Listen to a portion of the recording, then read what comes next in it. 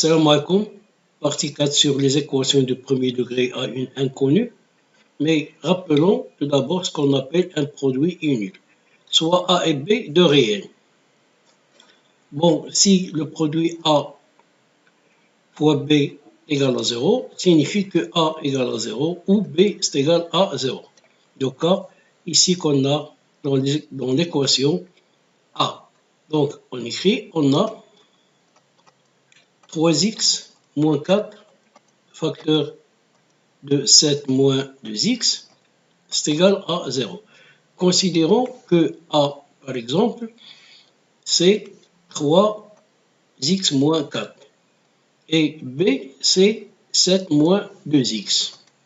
Dans ce cas, 3x moins 4, c'est égal à 0 ou 7 moins 2x, c'est égal à 0. Donc, on écrit 3x moins 4, c'est égal à 0 ou 7 moins 2x égale à 0. Donc, bon, comme vous savez, ici, on a une différence entre 3x et 4. Cette différence est nulle, ça veut dire que 3x c'est égal à 4. Donc, 3x égale à 4. Ou, bon, de même, ici, on a la différence entre 7 et 2x qui est nulle, ça veut dire que 7 c'est égal à 2x. Donc, on écrit 2x c'est égal à 7. Donc, 3x c'est égal à 4, ça veut dire que x est le produit de 4 par l'inverse de 3, c'est-à-dire x est égal à 4 tiers. Ou 2x est égal à 7, de même x est égal à 7 fois l'inverse de 2, c'est-à-dire 7 demi. Bon, ici on conclut que 4 tiers et 7 demi sont solutions de l'équation A. Ou bien on peut dire que A admet comme solution les réels 4 tiers et 7 demi. Donc on écrit d'où 4 tiers et, bon, les nombres réels bien sûr, et 7 demi sont solutions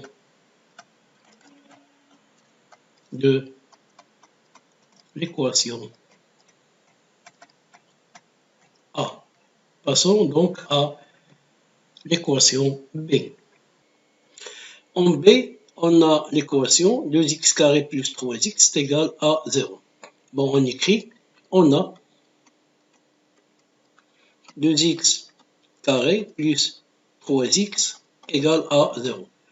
Bon, comme vous voyez ici, cette expression, on doit la factoriser. Donc, on cherche ce qu'on appelle le facteur commun. Donc, on a 2x carré, c'est 2x fois x, plus 3x, c'est 3 fois x. Le tout égale à 0. Bon, comme vous voyez ici, on a un facteur commun qui est le nombre x. Donc, on prend x comme facteur commun. Donc, x facteur de 2x plus 3, le tout égal à 0. C'est-à-dire, bon, comme vous voyez, on applique de nouveau cette propriété de produit nul. Donc ici, on a un produit de x et 2x plus 3 qui est nul. Donc l'un de ces facteurs est au moins nul. C'est-à-dire, x égale à 0 ou bien 2x plus 3 c'est égal à 0. Donc,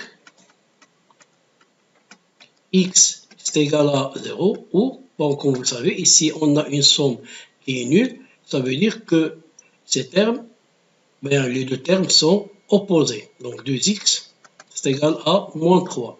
C'est-à-dire x c'est égal à 0 ou x c'est égal au produit de moins 3 par l'inverse de 2 qui est 1 demi, c'est-à-dire on aura moins 3 demi. Donc de là, on conclut que les nombres 0 et moins 3 demi sont solutions de l'équation B. On écrit d'où 0 et moins 3 demi sont solutions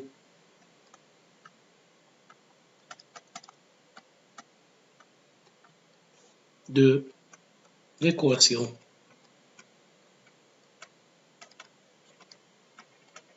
B. On passe donc à l'équation C. On a donc x carré bon, on a x carré moins 1 moins x facteur de x plus 1, le tout égal à 0. Donc, bon, on va procéder à la mise en facteur. Ici, comme vous voyez, on a une identité remarquable, la troisième, qui est x moins 1 facteur de x plus 1. Donc, on écrit x plus 1 facteur de x moins 1 moins x facteur de x plus 1, c'est égal à 0. Donc, comme vous voyez, on a un facteur commun qui est x plus 1. Donc, l'expression devient x plus 1 facteur de x moins 1 moins x, le tout égal à 0. C'est-à-dire x plus 1 facteur, bon, comme vous voyez ici, on a x moins x, ça vaut 0, moins 1, c'est égal à 0. Donc, un produit est nul si l'un des facteurs est nul. Moins 1, bien sûr, est différent de 0. Donc, ce qui est nul, c'est x plus 1 qui est égal à 0.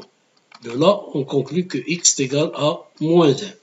Donc, on conclut que moins 1 est solution de l'équation